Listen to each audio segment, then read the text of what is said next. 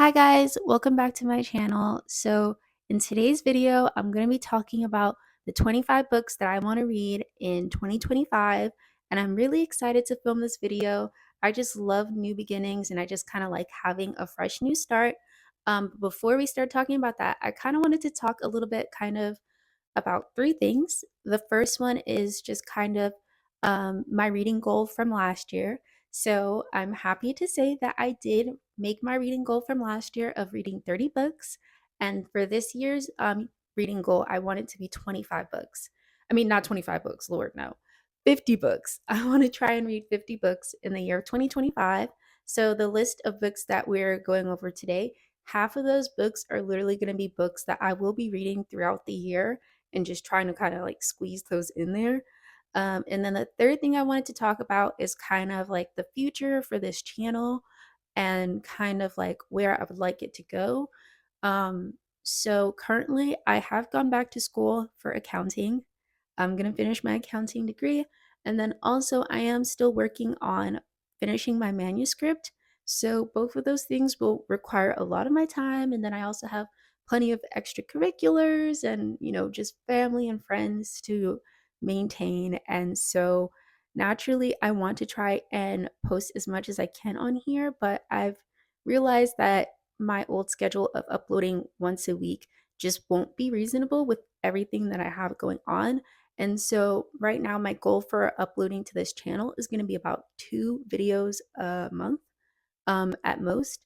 And I think that will be comfortable. So basically, the first video of the month is usually just going to be kind of like, what I want to read or just finishing up what I read. And then the second video will be like talking about the wrap up. So, like, the first one is like the goal, and then like the wrap up. And that's kind of just what we're going to be doing on this channel. I do want to kind of like go into more types of videos and more type of content, but I just know that that type of content, like other types of content, like vlogs and things of that nature, just require more time recording of my life. And unfortunately, that's just not something that I know I'm capable of doing at the moment. So, yeah. But I am not running away from this channel. I am committed to filming and being a YouTuber and just documenting and sharing my reading journey with you guys. And so, yeah, I just wanted to disclose all of those things. Um, before starting the video. And so, yeah, now we are going to start talking about the 25 books that I want to read in 2025. I am super excited because I feel like now that I've kind of come back from being absent from the reading world so long, I kind of know like a little bit more about myself, because back in the days, like I loved just reading dystopian and I loved reading paranormal fiction and high fantasy, and that was it. Like I didn't really broaden my horizons, but now that I am an adult, and I'm kind of reading more books, I'm kind of discovering more about what I like to read. And so, yeah, this list is going to be more reflective of the type of reader that I am now, and just the diverse interests that I have. And yeah, and also a lot of the books on this list will be very much recognizable. They are kind of popular books, or they're not like book talk popular, but they're popular, right? They're popular in their genres. And so, yeah, I'm super excited to just read a lot of these books. Some of these books are for my personal enjoyment, and then some of these books are to help me along with my writing journey. And I will want to talk a little bit more about my writing journey on this channel as well with you guys. But I know that I need to get a little bit more further along, in that for me to feel comfortable to share with you guys. So yeah, don't despair. Those videos are on their way. Like they're gonna happen. I'm going to have writing vlogs and I'm gonna share with you guys a little bit more of what I'm writing, but I just know that's another time. So anyway, into the video. I also will be reading off of my journal. I have no shame in just reading right out of my journal of all of the books that I want to read. And then also, I want to share one other thing with you guys before I get started. This is a gift that I received for Christmas, and I am super happy about the gift that I received. So here it is. Isn't she pretty? Isn't she just so pretty? Like, She is amazing. And this is the we can't I don't know if you guys can see much, but literally it's a Kobo. I got an e-reader for Christmas. Thank you, Mom. You're the best. You rock. So yeah, if you don't know what a Kobo is, it's basically like a Kindle. It's just from Rakuten Vicky or something. Rakuten something. But it's essentially like it's a company that I don't know. I don't know what they sell. But like they're like an entertainment company. Like I know they have like a website where you can like watch TV shows as well. Um But yeah, they also have like an e-reader, a line of e-readers, and I absolutely have been loving this thing. This thing is my best friend. It goes everywhere with me. I even decorated her all cute. Like I just love her. But yeah, maybe I'll do like a little video about like my Kobo, my e-reader, and what I'm using it for and how I'm using it and how I decorated it so nicely. But yeah, anyway, let me get into the video. So, onto my list of books. All right, so these books are in no particular order. Like, I'm not reading these in any specific order. These are just a list of books that I want to read. And literally, I'm going to check them off and cross them off my list. So, like, at the end of the year, like, I know that I read every book that I wanted to read for 2025. So, yeah. The first book on my list is called Tom Lake by Anne Pratchett. So, I mean, this book is very popular.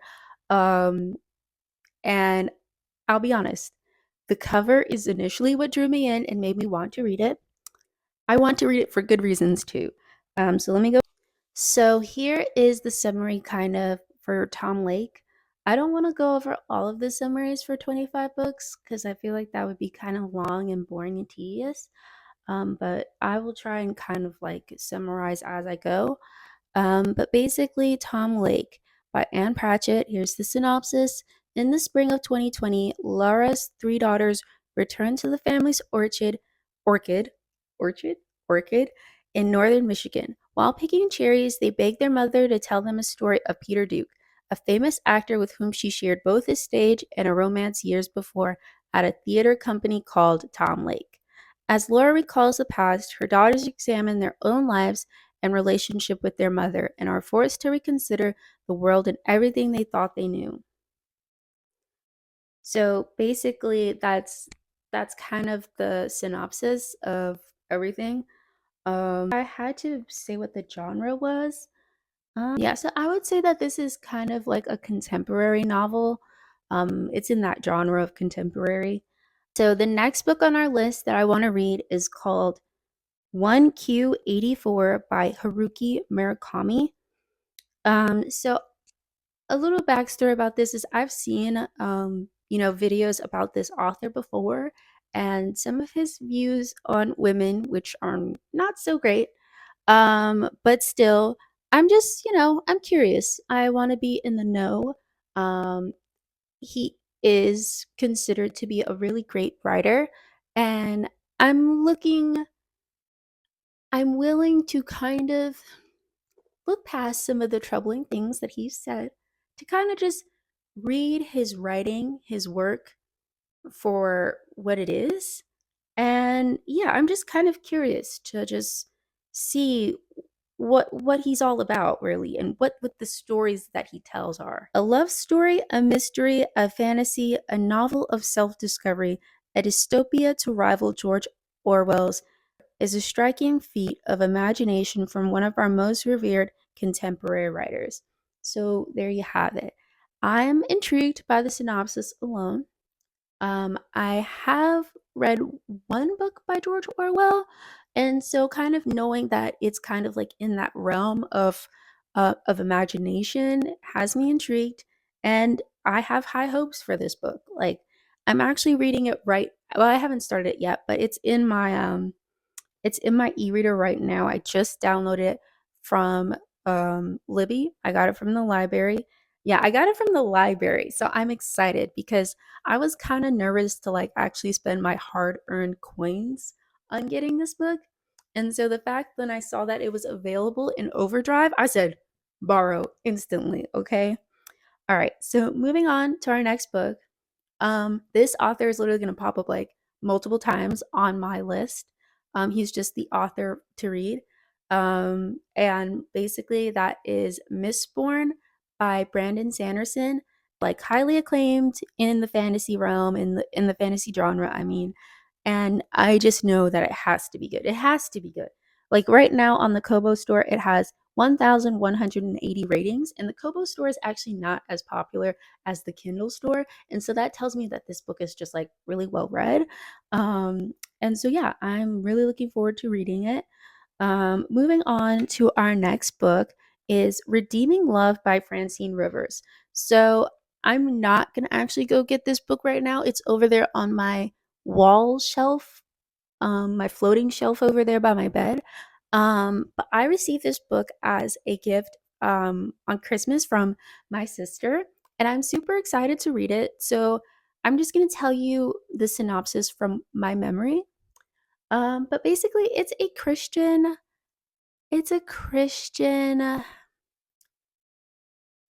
fiction. Yeah, it's Christian fiction. It's also probably historical fiction too.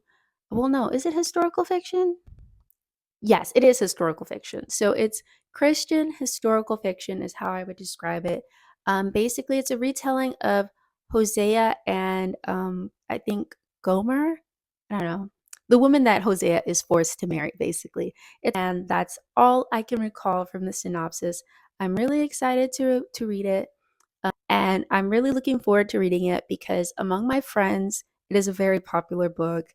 In the Christian community, it is a very popular book. So yeah. Moving on to our next book, which is Adoration by June Er.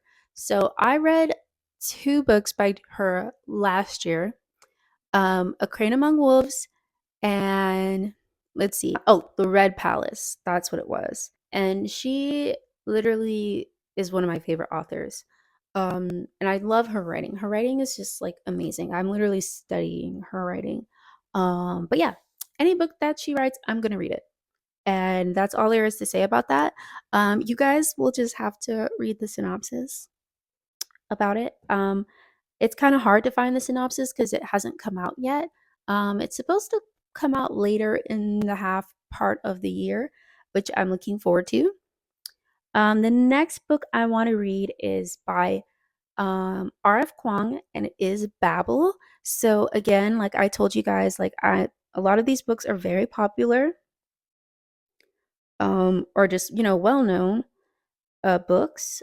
And so yeah, I'm really excited to read another book by this author. The last book I read by her was Yellowface, and it was extremely well written. And I definitely see why there's so much commotion around this author and her work. And so I have very high hopes for this book. Moving on to our next one, it is Lovely One by Ketanji Brown Jackson. So, if you guys have not heard of Ketanji Brown Jackson, she is the first Black woman to ever be appointed to the Supreme Court of the United States. So, yeah, I am extremely curious about her life. Um, and that's why I'm reading this biography by her. And also, I'll be honest, it's really cool to just kind of, I don't know, see someone that looks like you. Like she just really like she even has sister locks like me, and maybe like that's it. But no, it's more than just the hair. It's really cool to see like just I don't know what I'm trying to say, but I just love seeing Black women in positions of power like that. And I'm just really curious about her life. Just something about her is very interesting to me and makes me want to read her biography because I am not a biography reading person. Like, I really don't really like biographies to me have always been very, very boring. And autobiographies. I guess this a biography or an autobiography? I need to go back to English class. I don't know. But either way, I'm excited to read it. Really excited to read it. So, moving on to our next one, it is There Is No Such Thing as an Easy Job by Kikuko Sumura. So I'm sorry, I totally botched that name. But yeah, I'm really, really excited to read this book. I've been wanting to read this book since last year, and I still have not gotten around to reading it. But I think this is the year that I'm going to get around to reading it. So basically, this is the genre of this book. I think I would put it in. It's it's kind of like a contemporary. It's not contemporary. I don't know. It's literary maybe. I think it's a literary novel. We'll figure it out. But anyway, here's the summary. A young woman walks into an employment agency and requests a job that has the following traits. It's close to her home and it requires no reading, no writing, and ideally very little thinking. Her first gig, watching the hidden camera feed of an author suspected of storing contraband goods, turns out to be inconvenient. When can she go to the bathroom? Her next gives way to the supernatural, announcing advertisements for shops that mysteriously disappear. As she moves from job to job, writing trivia for rice cracker packages, punching entry tickets to a purportedly haunted public park, it becomes increasingly apparent that she's not searching for the easiest job at all, but something altogether more meaningful. And when she finally discovers an alternative to the daily grind, it comes with a price. This is the first time Kikuya Sumura, the winner of Japan's most prestigious literary award, has been translated into English. There is no such thing as an easy job is as witty as it is unsettling. A jolting look at the maladies of the late capitalist life through the unique and fascinating lens of modern Japanese culture. So there you have it. It is a literary novel. So yeah, naturally, like I really like resonate with the sentence. I mean, not with the sentence. I really resonate with the title. There's no such thing as an easy job, because there really is no such thing as an easy job. Like, there's no such thing as a perfect job. It's kind of similar to the old adage that the grass isn't always greener on the other side. We always think that there's something better out there, but sometimes everything comes with a give and take, and even the nature of work itself. Work is always going to be work. Like, for example, making YouTube videos. It's fun, but it's also still work sometimes. And if I'm being honest, I don't always feel like filming myself or editing videos and, posting videos and just doing all of the effort. Do I enjoy it? Yes. But is it work? Yes. You know?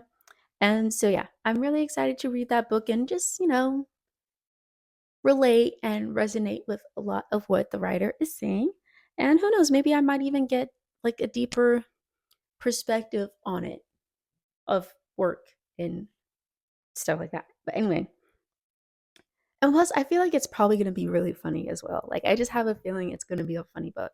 But yeah, moving on. The book I want to read is called The Dollar Gut Dream Store. So it's The Dollar Gut Dream Store by Mia Lee, and I translated by Sandy Josin Lee. Yeah, so the number one Korean bestseller with over 1 million copies sold for fans of magical realism and Before the Coffee Gets Cold series by Toshikazu Kawaguchi comes this cozy fantasy debut. So it's actually a fantasy book. I thought it was literary, but it's fantasy.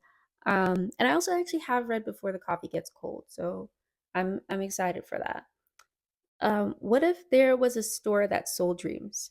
Which would you buy, and who might you become when you wake up? In a mysterious town hidden in our collective subconscious, there's a department store that sells dreams. Day and night, visitors, both human and animal, shuffle in to purchase their latest adventure. Each floor specializes in a specific type of dream: childhood memories, food dreams, ice skating, dreams of stardom. Flying dreams are always sold out. Some seek dreams of loved ones who have died.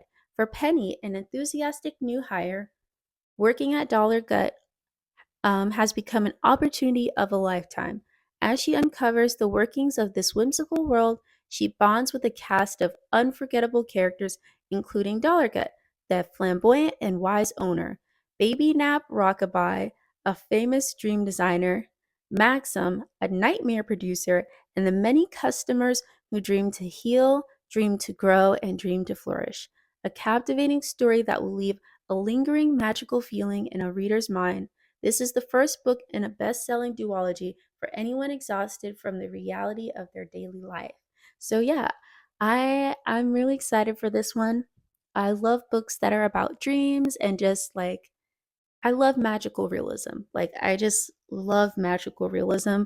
I and I like how magical realism is kind of in this realm of fantasy, but also grounded kind of in the real life. So yeah, I'm excited to read that. Moving on to now, I've been seeing this book everywhere, and this time for sure, I think this book is a I think this one's literary. If it's not literary, it's contemporary. But it is A Little Life by Hanya Yanagihara. I feel like I know I butchered that, but I'm sorry. Here's the synopsis. Um, yeah, Here's the synopsis. A Little Life follows four college classmates, broke, adrift, and buoyed only by their friendship and ambition, as they move to New York in search of fame and fortune, while their relationships, which are tinged by addiction, success, and pride, deepen over the decades. The men are held together by their devotion to the brilliant, enigmatic Jude, a man scarred by an unspeakable childhood trauma, a hymn to brotherly bonds and a masterful depiction of love in the 21st century. Hanya Yanagira's stunning novel is about the families we are born into and those that we make for ourselves. Look for Hanya Yanagira's latest best-selling novel, To Paradise. So yeah, I've seen a lot of reviews of this book, and I've also just seen it in the Target bookstore aisle a lot. And so why not? It seems interesting. I'm really excited to kind of just see what it is about. And yeah, it really doesn't take much for me to commit to wanting to read a book. Like, I just want to read all of the books. Okay, not all the books, but yeah. Next book is a book that I meant to read last year. I put it on my December 2024 TBR and it did not happen. Okay, it didn't happen. But I am hoping to renew myself and redeem myself. Yeah, redeem myself by reading it in January. So it is called The Five Broken Blades by Mai Corland. And so I actually have the book on my shelf here. I'm just gonna grab it. Here it is. Great. And I'll put that over there. So yeah, here is the synopsis of this book. This book is a very popular book, and I actually have like the really pretty design on it. And yeah, I got it on sale. I was super happy about this. But this book, I'm super excited to read. Oof, the cover, the inside of this book is gorgeous, guys. Like, okay. Anyway, moving on. It's the season for treason. The king of Yusan must die. The five most dangerous liars in the land have been mysteriously summoned to work together for a single objective: to kill the god king June. He has it coming. Under his merciless immortal hand, the nobles flourish, while the poor and innocent are imprisoned, ruined, or sold. And now each of the five blades will come for him. Each has tasted bitterness from the hired hitman seeking atonement, a lovely assassin who seeks freedom, or even the prince banished from his cruel crimes for his cruel crimes. No one can resist the sweet, icy lure of vengeance. They can agree on murder, they can agree on treachery, but for these five killers, each versed in deception, lies, and betrayal, it's not enough to forge an alliance. To survive, they'll have to find a way to trust each other, but only one can take the crown. Let the best liar win. So yeah, so the next book that I want to read is Just for the Summer by Abby Jimenez. So this book I've seen everywhere on BookTok, on Bookstagram, on everywhere. I've always see it every time I go into Target, and I always see it every time I go into Barnes and Nobles. And so I'm interested, I'm gonna read it. So I'm excited.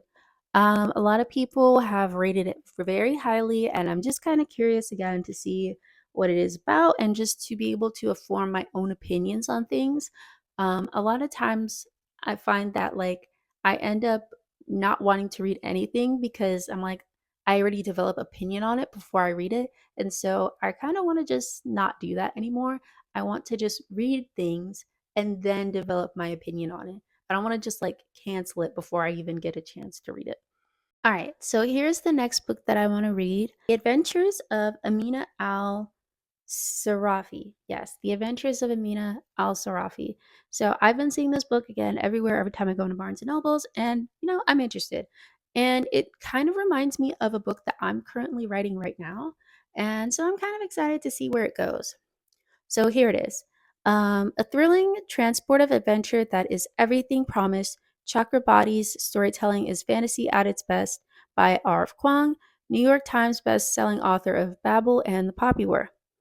All right, moving on. I'm not going to read any more of those. So, like any more of, yeah. So, Amina Al Sarafi should be content.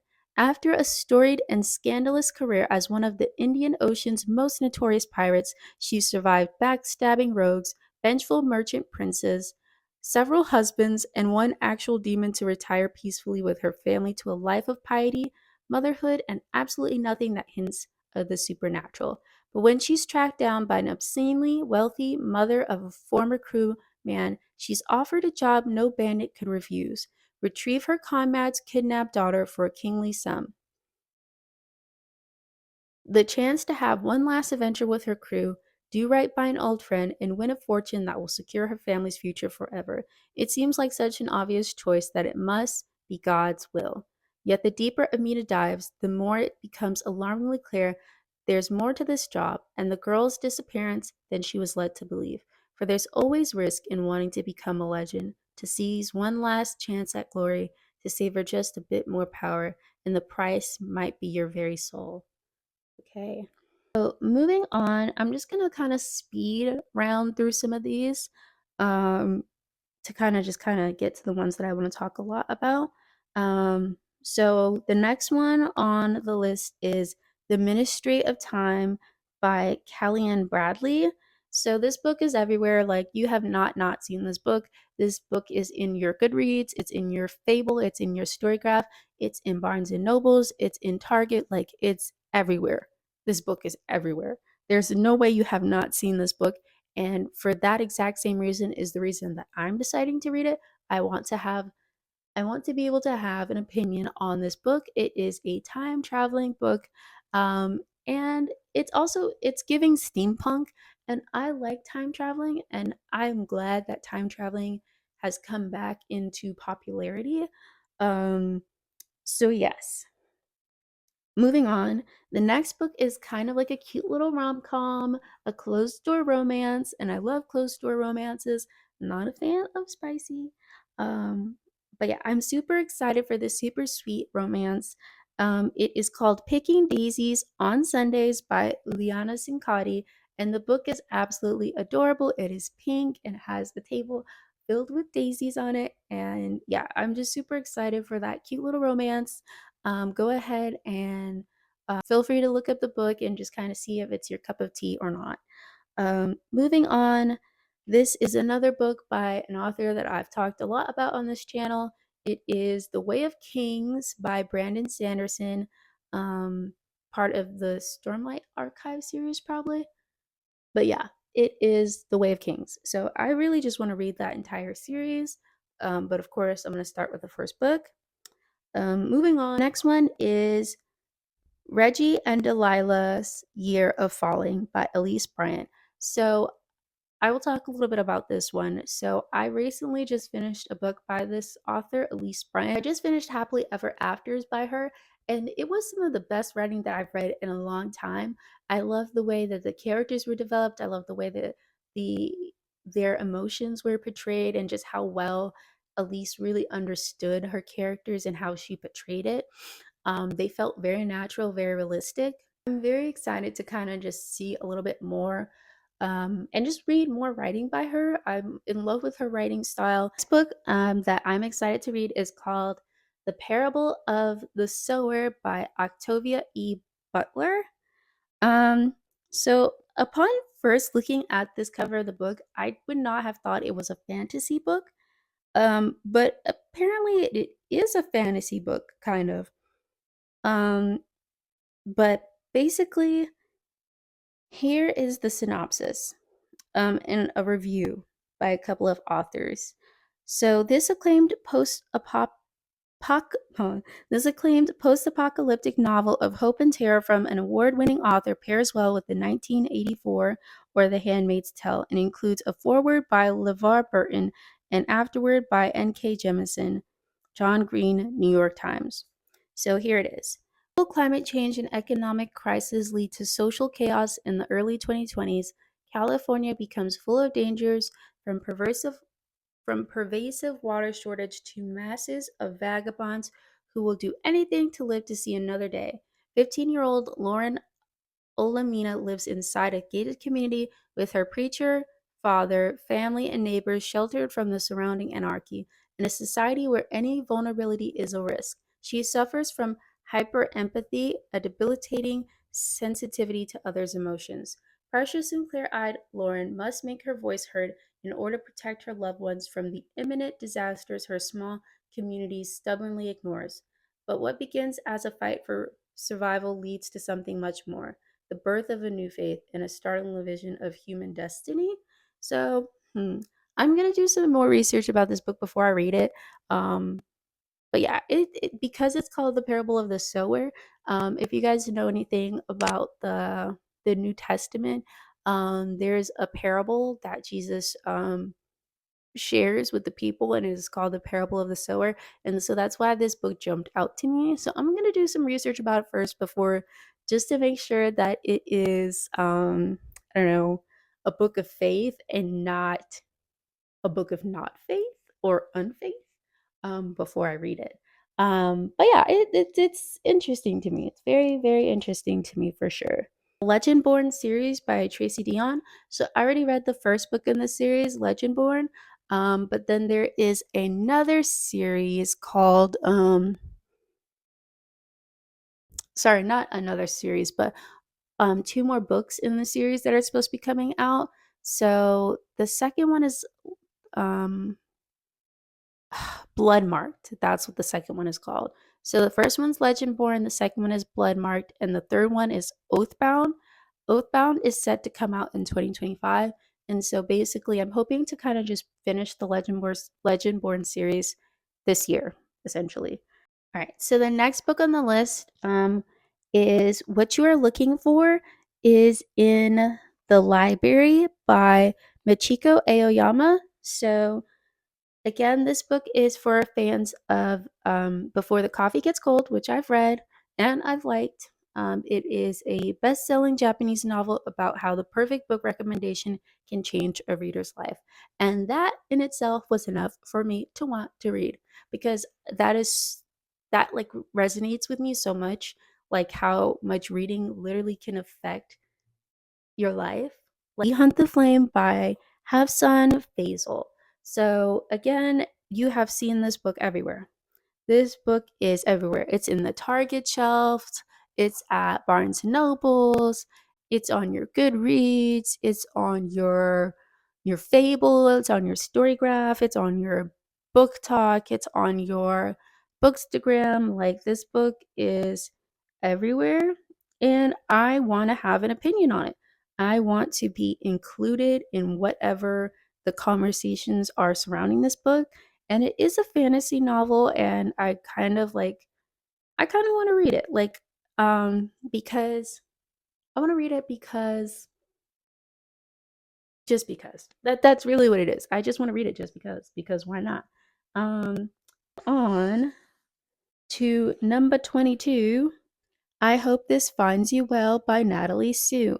Fans of The Office will delight by Shelby, says Shelby Van Pelt. Wickedly funny, says People Magazine. I could not put it down. Wickedly funny, says People Magazine. I could not put it down, says Julia Quinn. A workplace sitcom transformed into a romantic comedy novel, says Elle Magazine. All right. In this wild, funny, and heartwarming office comedy, an admin worker accidentally gains access to her colleagues' private emails and DMs and decides to use this intel to save her job.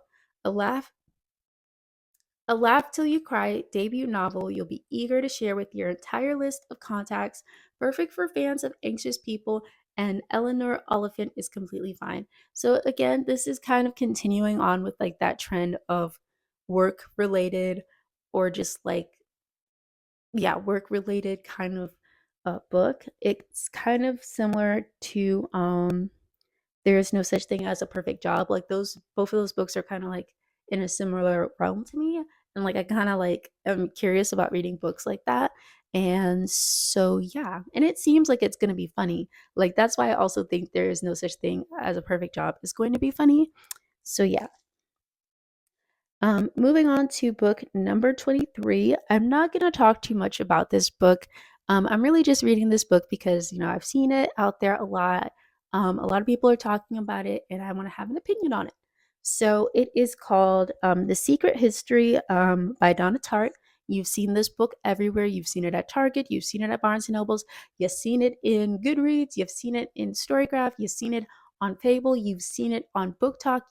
Well, actually, no, I take that back. You have not seen this book on BookTok, but you've seen it on Bookstagram likely, and you've likely seen it on BookTube. So yeah, that is one of the books. And number 24 on the list is A Magical Girl Retires by Anton Her, translated by Park. Well, yeah, Anton Her, translated by Park Seo Leon. So here's the synopsis. A millennial turned magic girl must combat climate change and credit card debt in this delightful, witty, and wildly imaginative ode to magical girl anime. I mean, magical girl manga. So, again, this is kind of in that adult life crisis book type of genre, and I'm really excited to read it. The cover is astonishingly beautiful, and I am a fan of Sailor Moon, so this just seems up my alley. And yeah, I want to have an opinion on this book. I want to know what this book is about. I was previously dissuaded from reading this book based on the reviews of other people saying that it didn't live up to their hopes. But who knows? It might live up to my hopes, and at least I might learn something from this book and how it doesn't live up to the hopes of the people. Um, so yeah, I'm excited to read this book. And yeah, that's all I have to say about it. Moving on to book number 25. So book number 25 is Tress of the Emerald Sea by Brandon Sanderson. I told you guys he's going to be all over my list this year. I'm literally going to consume so many books of his, like it's going to be insane. So here's a quick synopsis. Number one New York Times bestselling author Brandon Sanderson expands his cosmic universe shared by the Stormlight Archive and Mistborn with a new standalone novel for everyone who loved The Princess Bride. Okay, so I've never like seen The Princess Bride, but I don't know. It sounds girly, sounds exciting. The only life Tress has known on her island home in an emerald green ocean has been a simple one, with the simple pleasures of collecting cups brought by sailors from faraway lands and listening to stories told by her friend Charlie. But when his father takes him on a voyage to find a bride and disaster strikes, Tress must stow away on a ship and seek the sorceress of the deadly Midnight Sea. Amid the sport oceans where pirates abound, can Tress leave her simple life behind and make her own place sailing a sea where a single drop of water can mean instant death? I'm excited. I'm excited. It seems like a book that is filled of adventure and whimsy, and it's got a female protagonist, so why not? Um, so yeah, I'm excited for 25 of those books. Um, Forgive me, I feel so tired after going through that whole list. But yeah, I'm super excited to read a lot of these books. I'm super excited for my new Kobo and to be reading a lot of these new books on here. You guys have no idea how much money I am saving. And then also just the convenience of being able to hold this book in my hand. I mean, you know what I mean?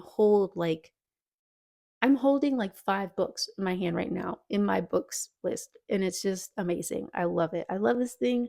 But of course, nothing can replace the good feeling of reading a physical book. But I will say it is nice not having to like actually like hold a book like this, but just like have it like this and then swipe and then swipe and swipe and swipe. It even makes it easier for me to like lay down and read without having to like hold down both pages as I'm turning. But yeah, so guys, those were 25 of the books that I want to read this year. Go ahead and share down in the comments below if any of those books are some of the same books that you're wanting to read this year, or some of the books that you've read already. And yeah, just let me know what you guys think of my list. And also let me know what books you guys are looking forward to reading. Like, please put me on to some really great books to make up my other 25 books that I have to read for the entire year. And yeah, so I love you guys so much. I appreciate anybody for watching this video.